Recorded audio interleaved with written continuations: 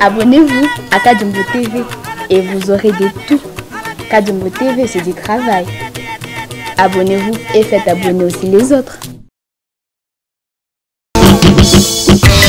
Visiteurs et visiteuses, vous tous, hôtes des tout rangs, vous qui venez en Mbuji-Mayi et visiter la terre promise, voici un bon cadre pour votre repos, réflexion et quiétude. L'hôtel Gloria. L'hôtel Gloria, le meilleur de son genre et l'unique en sa qualité. Voici ce qu'organise pour vous l'hôtel Gloria. Hébergement avec 3 types de chambres, à savoir chambre simple, monobloc, appartement. En plus du logement, vous avez droit au transport des clients assuré depuis l'aéroport jusqu'à l'hôtel, le déjeuner, la connexion internet gratuite et fluide, une baignade à la piscine assainie. L'hôtel Gloria organise un service de restauration de qualité très rapide et méticuleux sur plusieurs points de vente que voici. À la terrasse VIP, au salon VIP et au restaurant avec des cordons bleus ou cuisiniers experts en cuisine de toutes les nationalités sur terre. L'hôtel Gloria organise également pour vous un service de blanchisserie avec son pressing ultra moderne qui répond aux exigences de nos aimables clients. L'hôtel Gloria organise pour vous un service de location des véhicules à un prix défiant toute concurrence. Une salle de spectacle pour toutes vos réunions et fêtes de mariage. Passer un séjour à l'hôtel Gloria, c'est se donner la chance de vivre très longtemps sur terre car les meilleures conditions de vie contribuent à la longue durée de vie sur terre. L'hôtel Gloria est situé au numéro 71, quartier Kachala-Bonzola, dans la commune minière de la Kanchi. L'hôtel Gloria vous offre une occasion de vous amuser et vous détendre dans une boîte de nuit incomparable pour ceux qui veulent danser et se défouler. L'hôtel Gloria, c'est le meilleur de sa série. L'hôtel Gloria, c'est l'avant-goût du paradis. Bonsoir Bandeko Balingami, bonsoir, merci de liker nos émissions, merci de vous abonner, amenez-moi vite vers 51 000, je l'attends. Parce que Zali Nabutu, bisope toza na posa to lala, na kobanda na lisese, likamunga na lingi na lobawa. Otongi ndako kitoko makasi, osombi biloko wa cher na kati ya ndako wana. Etikala kaka obala, mwasi akota obota bana. Alors, oza sikona muta musala sala ka musala na kati ya ndako. Oza pena ndeko oyo afandaka na yo parce que ndako eza monene. Un jour okomika boye, okuti bango na kati ya cour na lupango. Bosala ninya o tokimi na ndako. Nyoka moko aza kuna na kati. Oye na fenêtre otali omoni nyoka. Bon. Olobi ça va? Il faut na luka eloko oyo na koki kobenda nyoka na malembe abima na ndako akende libanda. Ou bien na tuna nazwa possibilité nini ya ke lokola nyoka za pembeni ya porte so na ngina kota akoki koswa ngai. Il faut sikoyo nazwa mayele nini nakosala. Na constate ke ndako yango ndenge totongaki yango entrée eza moko. Kuna na kati na ba chambre nde ba entrée eza ebele. So na lingi na kota na fenêtre. Mais fenêtre eza kokangama na kati. Porte nde eza kofungwa. Alors, qu'est-ce qu'il faut? Peut-être toluka ba spécialiste soyo bakoki kokota na batol bafungoli malembe po nyoka po mataramire kozala problème nde tokokitela ye to maîtriser nyoka. Mais ozoyoka sikoyo ndeko na mobali afandaka na yo na ndako azoloba te bidon essence yango yo na allumette bwaka kaka na kati ya ndako wana totia moto nyoka azika. Sikoyo ndeko mususu alobi ndako tongi cher na kati ya ndako biloko esombi ya cher bakasi eza na kati po ozobongisa libala po vi ya sika ebanda na ndako oyo. So otie essence na allumette, c'est vrai koboma nyoka mais oko perdre ebele. Yango wana sikoyo mokolo ndaka lobi oui pona tonga ndako na umeli pona somba biloko kaza na kati ya ndako na umeli pe makasi na kozala patient. Nyoka wana akokoma distrait na kozwa ye to nyoka wana tango tokofungola ta tol to bebisa ta tol mibale misato to tobola plafond to kitela ye sikoyo bien armé parce que na porte musoko olingi okotambala moko ya za wana lisese bandeko olingi oloba nini. Lisese na pesi yango pona koyoka oyo ngwanda Zamboko alias Etumba Zamboko. Na yebisaka bino ke motema mabe muso elandaka kombo ngwanda Zamboko. Discours na ye nyonso na munoko na ye tooloba na minute oyo tango moni ke président Félix na politique na ye oyo atikalaki lokola bastion na bango oyo bangwanda pe bazaki kozela po bazwa discours akoloba na ba émission ezalaki Ntambwe Mwamba. Ntambwe Mwamba alongwe na pete Zamboko alalaki te asalaki insomnie. Discours abandi koloba na minute oyo yango oyo. Il commence à dire que eza politique ya fachite kuto eza ndeba américain ba osala kuto eza bwana boye. Donc on sent na suka ya message na ye azoloba le Congo est occupé, c'est la solution guerre. Lisolo ya guerre bozonga sima muzito alobaki yango qu'il faut attaquer le Rwanda. Or, nous savons que nous sommes infiltrés. Bien sûr que oui. Na période nous sommes Kabila Kabangi à Salaki. Ba généraux belé, ba officiers supérieurs belé, ba zako dirigeant mena biso, baza banyamulenge, c'est-à-dire les Rwandais. Baza nyoka, oyaza na porte. Asi a joué position kala. Parce que yo bimaki, yo kolonda kozaki ni banda. Ya kota qui a joué l'opposition. So yo tumba mbala moko avec essence oko tumba mais oko ma ebele. Donc faire la guerre directement na façon bazo lukana ba muzito na ba ngwanda Zamboko, c'est perdre beaucoup de choses. Et c'est ce que eux cherchent. Ils cherchent à ce que président Tshisekedi Félix abanda baguerre kaka bopo bango balobi et que gestion na nyonso ya kobongisa mboko yo ekendela guerre nde eloko na bango. Vous m'excusez na lokotaka ye bato yango eza na ngwanda Zamboko.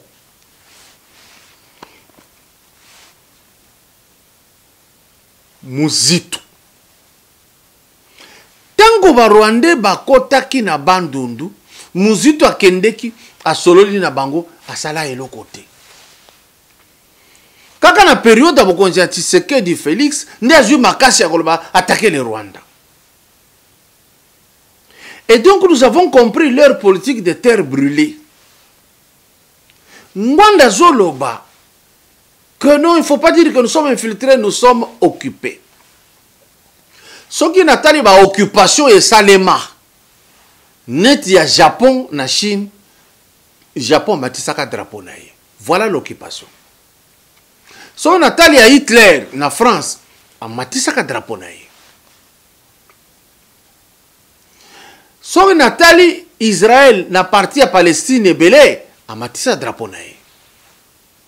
Mais na Congo, drapeau à Rwanda et Matati. Cela veut dire que nous sommes dans la logique d'infiltration. Pourquoi l'infiltration? Parce que stratégie de Salaki, le pouvoir à Kabila, c'est d'appeler une partie des Rwandais Banyamulenge, une tribu qui n'existe pas.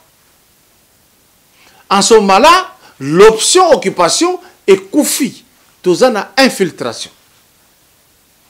Et alors, Zamboko, nazo tous nos questions. Les services de sécurité, ya Congo et Kangaka yo, baleki na nzela Maroc po baya na yo awa na boloko awa na Kinshasa. Sala émission, yebisa batu. Nani aboya ki ke bakotisa na Congo, ba libérer yo. Sala émission, yebisa batu. Pour ba comprendre pour qui tu travailles. Ngwana Zamboko osalaka émission ya occupation tous les jours. Mais le bakano yo le côté. Au soutenir na vidéo na yo lobby du fait que Kabila a nommé qui par ordonnance loi a nommé ba généraux na ba officier supérieur, ce n'est pas l'infiltration, c'est une occupation parce qu'il les a nommés par ordonnance. Mais Ngwanda Zamboko, tu n'arrives pas à dire aux gens que l'ordonnance prise par Mobutu Sese Seko en 72 donna la nationalité aux Tutsi. Et Zala qui pona ko inaugurer occupation, ton infiltration, ton ilokoni. Ngwanda Zambokiste, na otuna yo. Ozala qui est responsable numéro 1 à sécurité, ya pays ya Zaïre. Tango ba utu baza koya na 1994 yo yebaki ke bazoya yo yambaki bango bakotaki pona nino kotisaki bango na arme soki bakotaki na arme soki olobi bo depuyaki ba arme bo tiaki yango wapi mais tango bokotisaki siko bango Zamboko ozobenga ngo nini infiltration ou bien occupation là autre taka sujet wanate. Et ça, c'est toi. Franchement, vous avez un mot viscéral. Au moins, la famille Tshisekedi, parce qu'il n'y avait pas de YouTube, il n'y avait pas plusieurs télévisions, il n'y avait pas de prise de conscience du Congolais. Il y a tous les mensonges possibles. Maintenant que nous sommes sur le terrain, nous te connaissons, tu ne peux mentir personne. Na moment wana Baramoto zalaki chef d'état-major, yo zalaki directeur national de la sécurité, Baramoto aloba ndenge ozalaka 08, ndenge oyeki na ba trouble, ndenge yo yaki na unité spéciale ya yonde osala ba ibu, ba bombaka congolais. Est-ce que cet acte Langwanda réellement es-tu congolais? Est-ce que tu peux prouver à la face du monde que tu es vraiment congolais? Parce que yo Ngwanda Zamboko, yo Zamboko. Bino nde bozali ko collaborer na Kaguta Museveni. tu ne parles pas de cette histoire là-bas. Tango explica Kamakambo, il y a touti na RDC, c'est parce que yona Mobutu nde bo kotisaka bango, bo pesi bango na nationalité. Puisque bo pesi bango nationalité, le président Félix Tshisekedi, bien informé, il ne pouvait pas les appeler autrement que Congolais. Et donc, si tu dis que Banoma qui bango sko ba généraux da banini, bango da bango ne bazala ki wana, ne sali occupation, cela veut dire ndenge pe bangwandi bazala ki ba généraux na ba officiers supérieurs, basala ki pe occupation ya Zaïre. C'est ce que tu ne dis pas. Zamboko. Okomi pene na kokufa sala effort au se président Zamba tamuki. C'est très important. Tous les autres qui commencent à dire des choses dans la minute, Toloba, Sony. Président Félix Azoko Kamakambote, Talaki Ngandi Azali, Kakayo Zambokiste, Neolobaki que Azana Assemblée nationale te à cause de la pouvoir te. Maintenant, les lois Azui Assemblée nationale dans le Sénat ont changé de discours parce que le diable ne change pas. S'il donne avec gauche, il récupère avec droite. Tellement qu'Oza m'a ma casse. Tellement que mission na yo, oyo salaka, ba pesa yo na ba Rwandais, ezali ya ko terroriser population congolaise, que Kalamingi te Rwanda zo attaquer. Kalamingi te ba sala boye na boye. Attention, vous occupez, eza mission ba pesa na Rwanda. Tu es entretenu par le Rwanda, tu es financé par le Rwanda. Sala émission expliqué au bateau. Tango bakanga kayo, ba memayo na RDC via Maroc. Avieux Zoya, nani alobaki keboya na yena boloko atebo libéré ye. Sala émission ibisa bato. Zamboko. Zala na soni oso komi mukolo makasi kufa nzela na yo mususu koya kokufa te na kombo ya mwana muke. Président de la République, Aleki Mayele, a eu beaucoup sans armes, ou comprendre te makamondenge zo kende, comme ko développer diabète, na cirrhose de foie, du fait tango monika que a comme président de l'Union africaine, ozo komi tout na Nzambe, pona nini o yininga boye. Nzamba yebisio, et loko senga kangai, na ko sarangote na mwana na ngai. Au contraire yo, nde ce qui est sali erreur reketa na rivière ngando kolia yo. Wama pemakas. Ça, boeskizenga langage wana. Je n'ai jamais vu un homme mauvais comme celui-là. T'as là exemple à batono ya FCC. Bakendeki, ba comprendre quelque chose batiki. Mauvais jusqu'au trognon. Na ligine tche 20h moko ya jeune député. Moi, mais na moni façon zo kende na makambu na ye, je félicite. Moi, si j'aime, je félicite et je lance quelque chose sur lui. Dans autres vidéos, il y a Bernard Kayumba, Azad député national. Mais il descend na base na ye na Kinshasa pour voir les problèmes qu'ils ont à sali rapport.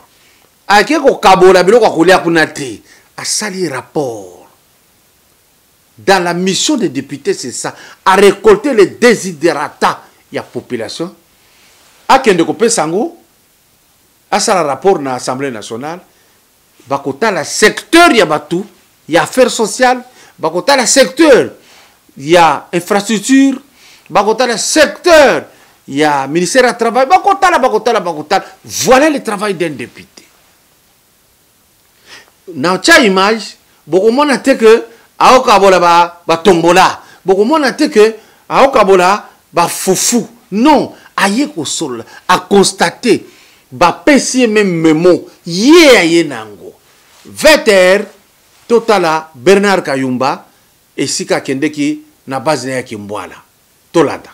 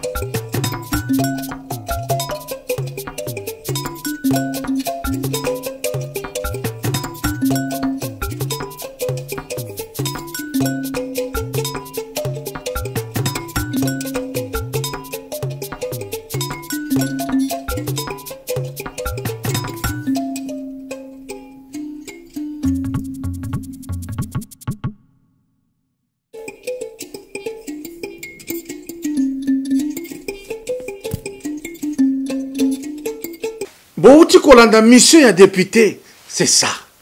Félicitations Bernard Kayumba. Continuez na ndenge wana, nzamba zomona, population pezomona. Bandeko, jalousie eza eloko mabe makasi na vie. Na salaka effort, so na moni mutu asali eloko ezo évoluer, na koka kolinga. So na lingi mutu wana na ko imiter ye, nga pe na koma na niveau songolo. C'est très important. Je voudrais dire à cœur ouvert ici que botika kakofinga bato ya diaspora tokoki kosa la remarque, pas les injurier. Parce que sincèrement, bato wana bakendeki pour la plaisir te. So botali bien, bato ebele tango mobutu akomoko nyokola baputu. Bao bazalaki na kama possibilité, bazalaki na possibilité te ya bango kokima, batata wana bakimisa bana. Bakende kofanda na Belgique, bafanda na France, bafanda na Hongrie, bafanda place yoso bazwaki possibilité kokende. Ce n'est pas parce que balingaki kaka bazala kuna, mais bakimaki dictature féroce o ezaki kolekana Mobutu Sese Seko. Bakendeki bana miki, mais basali effort batuana. Mingi bakima kape bakenda poto bazaki ba membre ya IDPS. Bazaki ko luka bango basilisa bango. Ba mususu bazangaki moyen ko katisa babomaki bango. Ces gens quand ils sont arrivés là-bas comme la diaspora, basali musala ya makasi.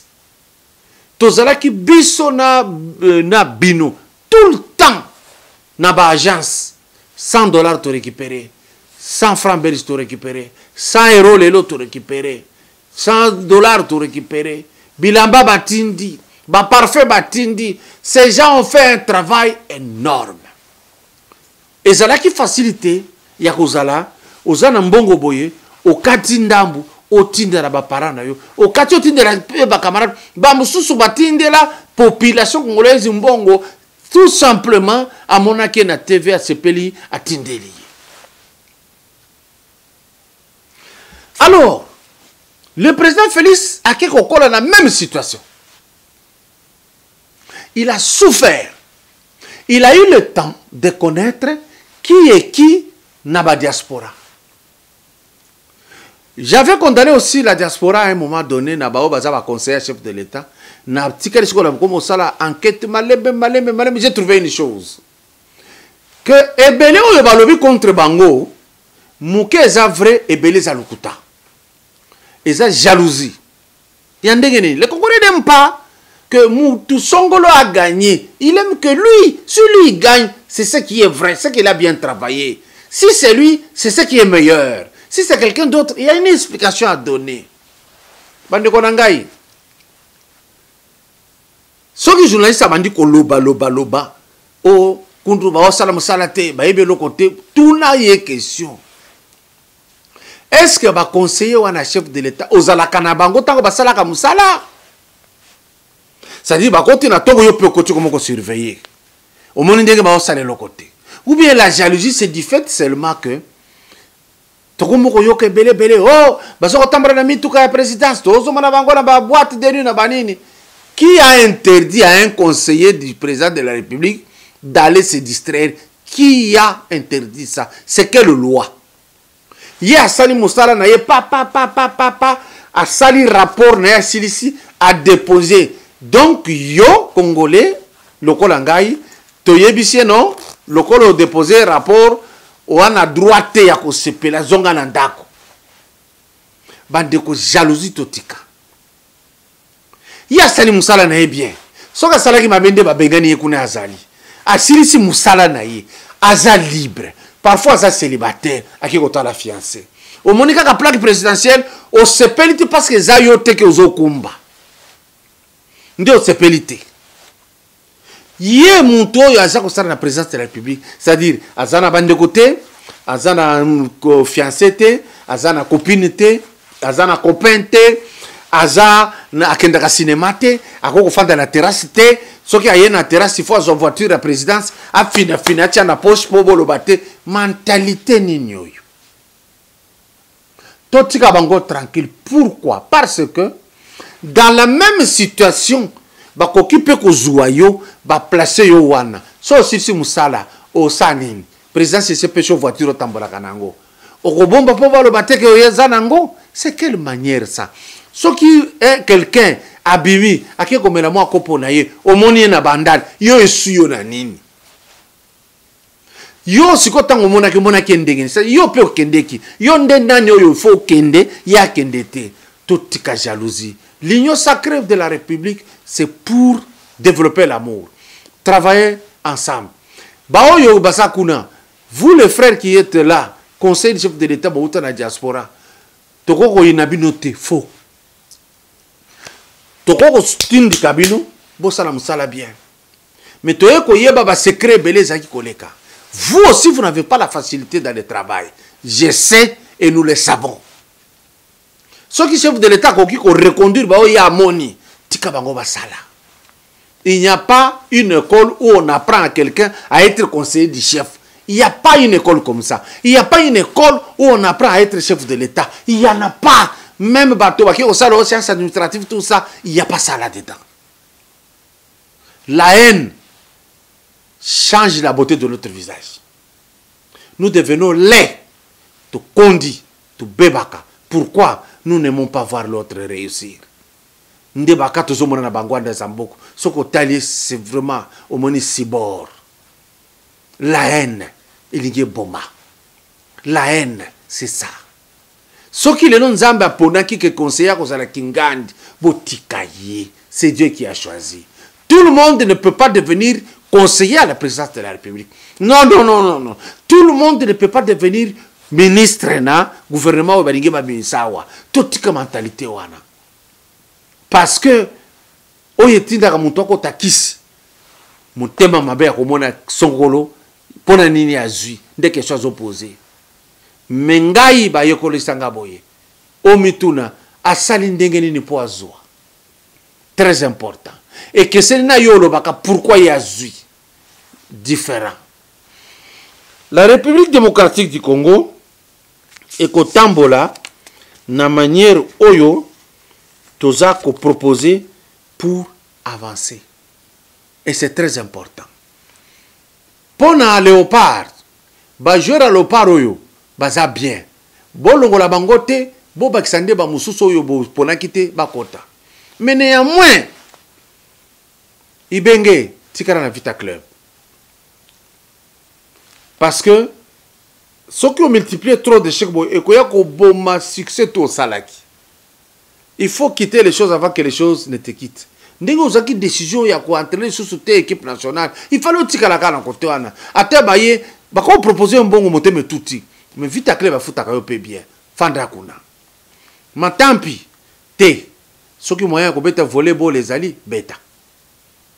Poto bossa na choc o salaki biso. Mais bano ya léopard ba beta bien. Mon thème mabe oyo la kisaki ba joueur camerounais ba humiliaki bango na 4-0 Baki va betata ni coupe de consolation, ba humilier bango lisusu. Et c'est comme ça que Dieu fait avec les orgueilleux, les haineux. Bonne soirée chez vous. Visiteurs et visiteuses, vous tous, hôtes de tout rang, vous qui venez à Mbujimayi et visitez la terre promise, voici un bon cadre pour votre repos, réflexion et quiétude. L'hôtel Gloria. L'hôtel Gloria, le meilleur de son genre et l'unique en sa qualité. Voici ce qu'organise pour vous l'hôtel Gloria. Hébergement avec 3 types de chambres, à savoir chambre simple, monobloc, appartement. En plus du logement, vous avez droit au transport des clients assuré depuis l'aéroport jusqu'à l'hôtel, le déjeuner, la connexion internet gratuite et fluide, une baignade à la piscine assainie. L'hôtel Gloria organise un service de restauration de qualité très rapide et méticuleux sur plusieurs points de vente que voici. À la terrasse VIP, au salon VIP et au restaurant avec des cordons bleus ou cuisiniers experts en cuisine de toutes les nationalités sur terre. L'hôtel Gloria organise également pour vous un service de blanchisserie avec son pressing ultra moderne qui répond aux exigences de nos aimables clients. L'hôtel Gloria organise pour vous un service de location des véhicules à un prix défiant toute concurrence. Une salle de spectacle pour toutes vos réunions et fêtes de mariage. Passer un séjour à l'hôtel Gloria, c'est se donner la chance de vivre très longtemps sur terre car les meilleures conditions de vie contribuent à la longue durée de vie sur terre. L'hôtel Gloria est situé au numéro 71, quartier Kachala-Bonzola, dans la commune minière de la Kanchi. L'hôtel Gloria vous offre une occasion de vous amuser et vous détendre dans une boîte de nuit incomparable pour ceux qui veulent danser et se défouler. L'hôtel Gloria, c'est le meilleur de sa série. L'hôtel Gloria, c'est l'avant-goût du paradis. Abonnez-vous à Kadumbo TV et vous aurez de tout. Kadumbo TV, c'est du travail. Abonnez-vous et faites abonner aussi les autres.